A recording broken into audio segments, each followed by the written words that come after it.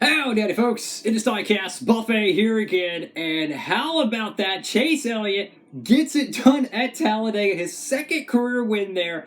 A very clutch win in the middle of the playoffs, and he's already advanced to the round of 8. Hopefully, the Diecast has a crapload of confetti on there because the Talladega race win from 2019 is one of my favorite Diecasts ever. This is going to be really cool, guys. Make sure to pre-order your Chase Elliott playoff Talladega race win 2022 164 and 124 over there at Circle B Diecasts. You can use the promo code down below, guys. You know what to do. You can save on shipping for any orders $30 or more. So, Talladega 2022 playoff edition was insane. I mean, you think about the 3 winners we had this weekend. You had Matt Benedetto, you had AJ Allmendinger, right, getting his first plate win. Then you had Chase Elliott, which I just don't see Chase Elliott being a plate guy. He has a dual win. He's ran well in the Daytona 500 multiple times. And now he has 2 Talladega wins. Oh, and a Xfinity Daytona win. So he's becoming quietly a pretty good restrictor plate racer. And I tell you what, man, I just didn't think he was going to get the run at the end, guys. I figured that it was going to be Ross Chastain moving some people out of the way. I picked Chastain to win this race, and he was going to find a way to split them 3 wide and get them at the line. But, man, Ryan Blaney so close once again to getting another Talladega win. He's one of the best out there statistically of the new young crop of drivers. But, man, all 3 of my favorite drivers pretty much won. My favorite Truck Series driver won, got his first career win. My favorite Xfinity driver, Allmendinger, he got the win. And then, of course, my favorite Cup Series driver, my favorite driver overall, Chase Elliott, win. So that's pretty freaking cool to see that happen. But it was not a crash fest. We had one, good size wreck early on in the race, within the first, 20, maybe 30 laps with Harrison Burton and company, which was pretty much, Ricky Stenhouse Jr. just running him over, basically. That's what he did. We usually see that 4 times a year at all 4 of the major super speedways, but that's besides the point. But after that, there was really nothing. I mean, you had the caution for the stage breaks, right? And then you had the caution at the end, which was Daniel Hemrick. I guess his car lost power at the end of the pit road. It's too dangerous for him to pull the car back. I understand. A lot of people probably scratching their head about that. Maybe some Blaney fans or Chastain fans, but it is what it is. You can't just go out there and grab that car. It's too risky, especially with all the talk of the safety of the race cars nowadays. They're taking no chances, right? But there was no big wreck, which was really. I kind of expected it. I gotta be honest with you. With Daytona, the Daytona 400 mile event being one of the biggest just crash fests ever, which I loved it. That race was fantastic. I expected the Talladega race to be tame. Now, why was it tame? I have no idea. Did they change something with the aerodynamic package? Did they reduce horsepower? Did the drivers just say, look, it's a playoff race. Let's not make it more difficult than what it really is. Let's just try to survive and advance.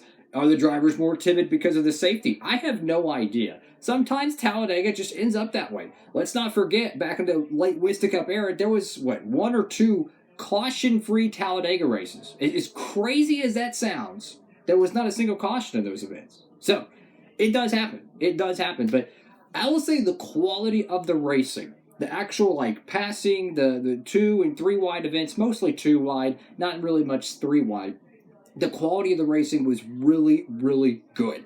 The cars were able to move around a little bit more. You saw guys have runs. They were able to push in the corners a lot more than I anticipated, and they didn't have the spinouts. So maybe they've made substantial gains from the Daytona 400 and, of course, the spring Talladega race. But no doubt about it, they're getting more and more on the handling side of the next-gen cars. But I would have loved to see more cautions, even though it worked out in the 9 cars' favor. But I would have loved to see some more cautions because it mixes up the playoff field. I want to see, 10 drivers within 1 point going to the Roval knowing that they just need 1 point to advance, basically, right? I want to see all the playoff drivers have chaos because it's entertaining. But nonetheless, it was a very tame but intense Talladega race, if that makes any sense at all. But I tell you what, man, huge win for Chase Elliott, and I feel like this one's going to springboard him because the last, I would say, maybe 6 to 7 races,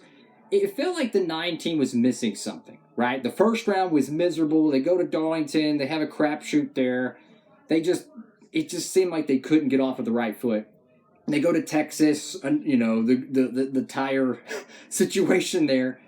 I feel like this is going to help get the 9 car going because they're going to one of Chase Elliott's best racetracks, which is the Roval. He's won there twice already. He very well could win there. He hasn't won the Roval since 2020, which only 2 years ago. But I don't think he won a road course race this year, guys. Am I missing something? Did Chase Elliott not win a road course race this year? I mean, he's won Pocono, which some people say he didn't win Pocono. He's won Nashville, right? He won the Atlanta Super Speedway race, which that's 2 plate wins this year, which is pretty good. He won Dover as well, which is another fantastic thing.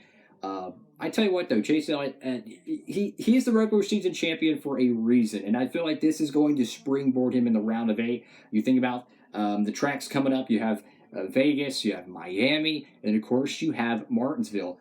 I think Chase Elliott could win any of those races. I also think any of the Gibbs drivers that are in the playoffs can still win those races. I think Larson can win those races as well. But if you look at the point situation, Larson, probably Logano, or Chase Elliott are the only 3 drivers realistically that can just point their way in and they don't have to win. Everyone else, they're going to have to probably win one of those last 3 races. That's generally what it is every single year. You have to win those races or you're out. With the Roval coming up, what do I expect? I don't know if Bowman's coming back. It's unfortunate Bowman was out. But if he does come back, obviously he's going to have to win that race. I think he's like 58 points out, which 60 points is the maximum you can gain in terms of one race, which pretty much means you're just going to have to win the race, unfortunately. And then you look at Chase Briscoe, you look at Chris Rebel, Daniel Suarez, Austin Cindric. That seems to be the bubble drivers there. They're realistically, they could point their way in, win a stage or 2. We know there's a lot of strategy to be played at the road courses / the Roval. So I expect some guys to stay out going for the win. Some people to pit early maybe, or just different strategies in that regard. You can't win both of the stages and win the race most of the time is what I'm trying to get at. But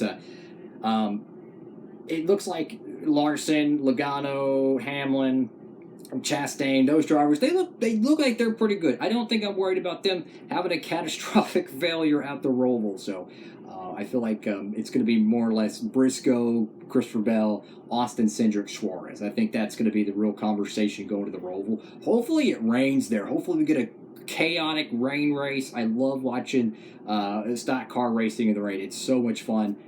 Hopefully AJ Allmendinger gets it done.